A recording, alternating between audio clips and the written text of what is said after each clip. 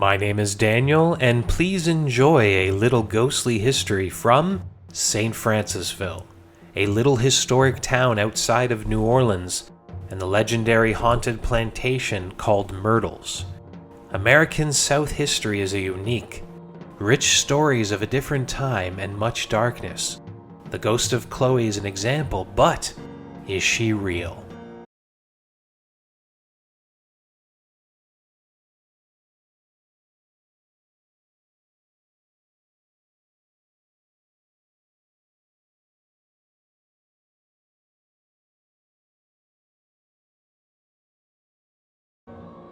It originally served as his prison while being kept under house arrest.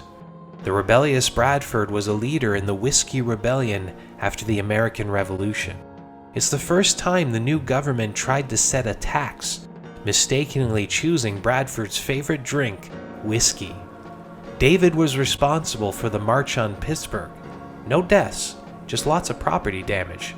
And since the US government was so new, many listened to Bradford and flocked to help. The bad press caught the attention of President George Washington. He personally led 13,000 soldiers to Pittsburgh, showing the new leader's power. For his role in the rebellion, Bradford was forced to flee Pennsylvania. He settled in a small historic town of St. Francisville, Louisiana. Built Myrtles Plantation 2 years after the rebellion. Remained exiled there for 3 more. Eventually being pardoned by President John Adams in 1799. Bradford lived 9 more years with his family before dying in 1808. Bradford attempted to curse the new American government, ended up cursing himself, but also did he curse his family. The land on which Myrtles Plantation stands was once occupied by the Tunica tribe, which even today remains a part of Louisiana culture. Because of the influx of settlers into the lands around New Orleans and Baton Rouge, the Tunica people were forced into an area known as Marksville, 68 miles from St. Francisville. Legend states Bradford cursed his family when building the plantation. He unearthed a Tunica burial ground. Instead of stopping, it's said he dug up all the bodies and bones to clear the land and then had them burned. In 1820, 24 years after Myrtles was built, Judge Clark Woodruff moved in, a home to build a family with his wife Sarah Bradford. Yes, Bradford. This was General David's daughter. Some legends state that Sarah was only 14 years old when she married. She was actually 19. Now before you think bad of the judge, please note that Clark was only 7 years older than his wife. It was only 9 years after General David's death that the couple moved into Myrtles to help Sarah's aging mother Elizabeth run the plantation. While at Myrtles, Clark and Sarah had 3 kids, Cornelia, James, and Mary. Legends can be powerful. Thanks to the lack of solid records from those days, they have gained popularity at Myrtles Plantation. But legends can also be false, derived from grains of truth and exaggerated over the years with storytelling. This infuriates historians, but to tell stories is human, and if it provides life for a historic house to thrive in this modern world, then I say what's the harm? Then again, we don't want to crap on history. If this exists to disprove the legends, then it is our duty to correct it. Confused? Allow me to tell a couple of stories. The story of Chloe starts with Judge Woodruff. It's said he had taken a mistress, a black slave girl named Chloe. For the slave community, information is power. Their ability to know everything about the family they serve gave them strength. An example of this is the voodoo queen of New Orleans, Marie Laveau. Chloe was known to eavesdrop, warned many times by other slaves and servants to stop, but then she was caught by the family listening outside the Woodruff's bedroom door. They found her with her left ear pressed against the wood. The punishment? Cut off Chloe's left ear. Not surprisingly, she was angry. The legend states Chloe remained quiet, doing her duties, but inside seething. The right time presented itself on Cornelia's birthday. Chloe was told to bake a cake. The legend is foggy here. Was Chloe trying to murder the children, or maybe just make them sick when she poured juice of the oleander leaf into the cake batter? One theory, she planned to make them sick and then save the children, getting back into the good graces of Judge Woodruff. It's said Chloe only watched as the children and their mother ate the cake, waited as the poison took hold. Juice of the oleander leaf ravages the nervous system, creating drawn-out symptoms as the circulation is cut off from inside the body, leads to drowsiness, muscle tremors, seizures, followed by coma and death. In the end, the judge's wife and children were dead. When hearing this, the other slaves and servants went against Chloe, not out of anger but fear. They feared the judge would hold them responsible for the death of his wife and kids. Storming the house at night and pulling Chloe from her bed, dragged out and hanged from a tree near the swamp, removing any sign of the girl from this world when throwing her body into the swamp for the alligators.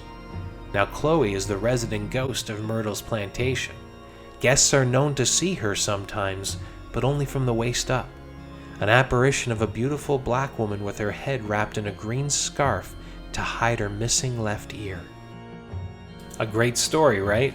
But what's real?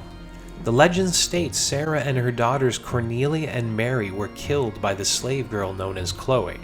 Historical record does support multiple deaths in 1823 and 1824. Sarah and 2 of her kids, but it's not murder. The record is clear on their cause of death, a disease known as yellow fever. Sarah, Cornelia, and James, their son. Mary actually survived, living a full life until the age of 71. Now that's the story of Chloe, and the other story is about a famous ghost photo. One of the world's most known was taken here in 1992. Said to be completely a mistake, as the owners documented the general store roof for their insurance. Taking the picture and noticing the anomaly hidden to the right of the structure, a shadow looking very much like a woman. The Myrtles Plantation website claims the photo was examined by a film crew from National Geographic, that the shadow is correct for an average woman's height. All thought it to be Chloe. This remains one of the top ghost photos in the world. Chloe isn't the only ghost in such a historically significant house. More spirits wrapped in past events. Guests see 2 little blonde girls in white dresses playing on the front lawn. They appear only in the rain. While sitting on the porch looking into the downpour, the 2 girls playing as if it's a nice sunny day. So much rain, yet they remain dry. Some have guessed them to be Cornelia and Mary, the ghosts of Judge Woodruff's little girls poisoned by Chloe, but as you now know, history disagrees. In 1834, Myrtles Plantation was sold to Roffin Gray Sterling. Because of his son Louis, many guests trip when walking out of the dining room. I'll explain. The current owners keep the space completely clear. For liability reasons, they are quick to point out there's nothing to trip on. Many guests still trip, not because of clumsiness. It's said this is the spot where his son Louis fell dead. The legend states that the son was shot in what was then the game room over a gambling debt.